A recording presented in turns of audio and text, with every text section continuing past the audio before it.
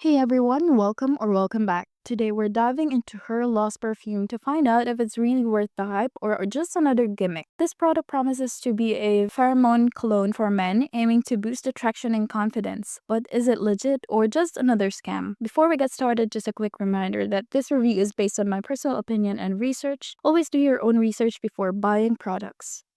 According to the product description, her loss is designed to embody the essence of a Sigma spirit with a scent that leaves a memorable impression. It's marketed as a pheromone-infused cologne that enhances attraction, ideal for men who want to make an impact. The fragrance claims the subtly influence, offering a blend of natural ingredients to amplify your natural allure. However, there's one big issue. There are no ratings or reviews available, which raises some red flags. With no credible feedback or independent sources to verify its claims, it's hard to know if it actually works as promised. Without solid reviews or any real-world feedback, it's difficult to say whether her lost perfume is legit or not. While the description sounds enticing, the lack of customer insight makes this one risky.